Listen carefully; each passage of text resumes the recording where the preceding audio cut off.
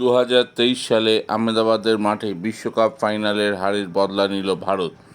আজ দুবাইয়ের মাঠে অস্ট্রেলিয়াকে হারালো টিম ইন্ডিয়া এবং একই সঙ্গে চলতি চ্যাম্পিয়ন্স ট্রফির ফাইনাল বুক করে নিল তারা। 4 উইকেটে জিতল টিম ইন্ডিয়া 11 বল বাকি থাকতে। 264 রানের করেছিল অস্ট্রেলিয়া। ভারত 265 রানের টার্গেট নিয়ে নেমে ভালোই ব্যাট করতে থাকেন দুই ওপেনার। এরপর রোহিত 28 আউট হয়ে গেলে শুভমান গিল 8 আউট হয়ে গেলে বিরাট কোহলি 84 করেন। আবারও তিনি নিজের ক্লাস বুঝিয়ে দিলেন। বড় ম্যাচের প্লেয়ার কেন তাকে বলা হয়।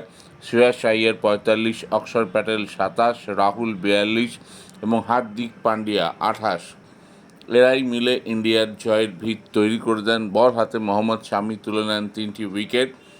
উইনিং শট মারেন রাহুল। ম্যাক্সওয়েলের বলে লং অন দিয়ে বিশাল ছক্কা। তো ভারত পৌঁছে গেল ফাইনালে।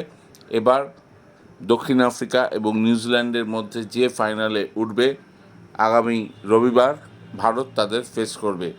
তো আশা করা যায় ভারত আবার চ্যাম্পিয়ন্স ট্রফি জয় করবে এবং টি-20 বিশ্বকাপের পর আবার একটা মেজর আইসিসি ইভেন্ট আসতে চলেছে রোহিত শর্মা বিরাট কোহলিদের হাত ধরে। খবরটি ভালো লেগে থাকলে অবশ্যই স্পোর্টস লেগ চ্যানেলকে বেশি করে লাইক অ্যান্ড সাবস্ক্রাইব করুন। Thank you very much.